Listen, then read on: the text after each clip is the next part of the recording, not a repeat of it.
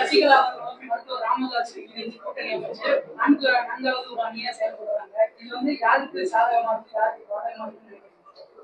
எங்களுக்கு பாதகமாக இருக்காது என்று நான் அடித்து சொல்றேன். அவங்களுடைய வாக்குகள் வந்து யாருடைய வாக்குகளை கேட்பாங்க?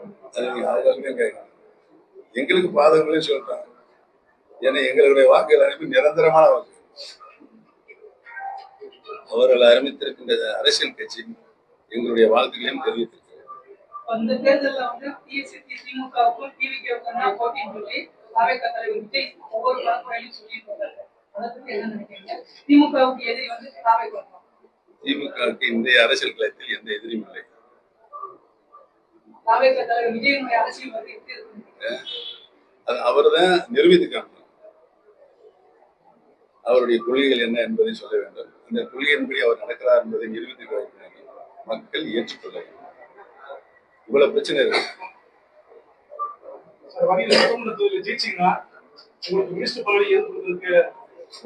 முதல்ல வந்து சட்ட வேட்பாளரை நிறுத்துவதற்கு தளபதி அவர் உத்தரவிட கடந்த 2021 தேர்தலில் திமுக தேர்தல் அறிக்கையில் மகளிர் உதவி 1000 ரூபாய் அறிவிச்சாரு. சாத்தியமில்லை சொல்லி எடப்பாடி பழனிசாமி கொடுத்தாரு.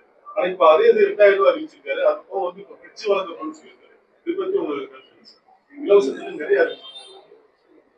திராவிட முன்னேற்ற கழகத்தில் அறிவித்த அனைத்து திட்டங்களும் பயனுள்ள திட்டங்களாக இன்றைக்கு நாட்டு மக்களுடைய திருக்கரங்களில் கிடைத்துக் கொண்டிருக்கிறது. அவர்கள் பயனுள்ள திட்டமாக அதை பயன்படுத்திக் கொண்டிருக்கிறார்கள். 1000 ரூபாய் என்ற உரிமை தொகையை வழங்கப்படும் வழங்கினார்கள். விடியல் பயணம் என்று சொன்னார்கள். அதுவும் இன்றைக்கு மகளிர்கள் இலவசமாக பயணித்துக் கொண்டிருக்கிறார்கள். அனைத்து நிலைகளிலும் இன்னைக்கு திராவிட முன்னேற்ற கழகம் அறிவித்த தேர்தல் அறிக்கையில் இருந்ததை காட்டிலும் தேர்தல் அறிக்கையில் இல்லாத காட்டிலும் நிறைவாக மக்களுக்கு பல்வேறு திட்டங்களை தந்து கொண்டிருக்கிறார்கள்.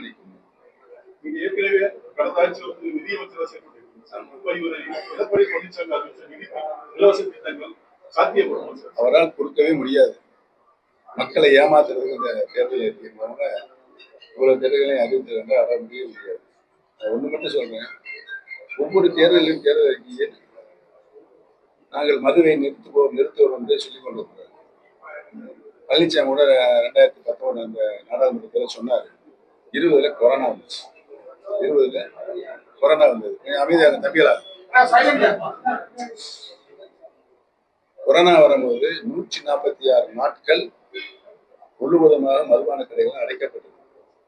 இவ்வளவு அதிகமான நாட்கள் மதுபான கடைகள் அடைக்கப்பட தொடர்ந்து மதுபான கடைகளில் தொடர்ந்து நிரந்தரமாக மூடியிருக்கலாம். அதை பழனிசாமி செய்வார். 146 நாட்கள் என்பது அது மக்கள் ஓரளவுக்கு மறக்கக்கூடிய நிலைக்கு வந்துவிட்டார்கள். அதனை தொடர்ந்து அந்த மதுபான கடை அடுத்த செயலில் இவர் சொன்னார்ல, நாடாளுமன்றத்தில் 19 நாடாளுமன்றத்தில் மதுபான கடை அடைக்கப்படும் சொன்னார்ல, செஞ்சாரு. அது மாதிரி இவர் சொன்னாலே எதுவுமே செய்யாது. இப்ப வந்து எப்படியாவது இந்த 10 கோடியை மறைக்கிறதுக்காண்டி நிறைய புழுகு மூட்டைகளை அள்ளி விட்டுருக்காரு.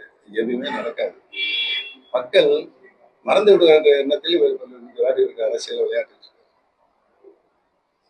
டெல்லி சென்ற போது முன்னாள் முதல்வர் அதிமுக ஒருங்கிணைப்பாளர் அப்படி கூட பார்க்காம ஒரு மத்திய அமைச்சர் காக்க வைத்து உங்களை வந்து 3 வருஷத்துக்கு முன்னாடி செய்தியாளர்கள் சொல்லியிருக்கீங்க. தொடர்ந்து அந்த மத்திய அமைச்சர் மேல என்ன விமர்சனம்? நானே மறந்துட்டேன். எதையும் தாங்கும் இதயம் வேண்டும் என்ற அன்பு அண்ணா சொன்னார் சொல்லிவிட்டு மறந்து அப்பவே அதை டிராப் பண்ணிட்டேன். மிகப்பெரிய பிரச்சனை வந்து மதுபோதை, போதை கலாச்சாரங்கள், சிறுநீர் பாலியல் பழக்கம், மாணவிகளுக்கு பாலியல் பழக்கம், இந்த மாதிரியான நியூஸ்கள் வந்து இன்னைக்கு ஹைலைட் ஆகியே போகுது. இந்த தேர்தல் மாற்றுவதற்கு அப்புறமா, தேர்தலுக்கு அப்புறமா உங்களுடைய முயற்சியில வந்து இந்த மாதிரியான சம்பவங்களுக்கு எப்படி முற்றுப்புள்ளி வைக்கலாம்? இல்ல, சில சம்பவங்கள் ஜனநாயக நாட்டில் நடப்பது இயற்கை. ஆனால் அந்த சம்பவங்கள் தொடர் நிகழ்ச்சியா நடவடிக்கை எடுத்திருக்கிறாரா இல்லையா என்பதுதான் பார்க்கணும். நடவடிக்கை எடுக்கப்பட்டிருக்கிறது. இந்த நடவடிக்கைக்கு தவறு செய்வதற்கு உரிய தண்டனையும் வழங்கப்பட்டு கொண்டது. இதுதான் இன்றைக்கு அரசியல். அரசு மாண்புமிகு முதலமைச்சர் அவர்கள் உடனடியாக நடவடிக்கை எடுத்திருக்கார்.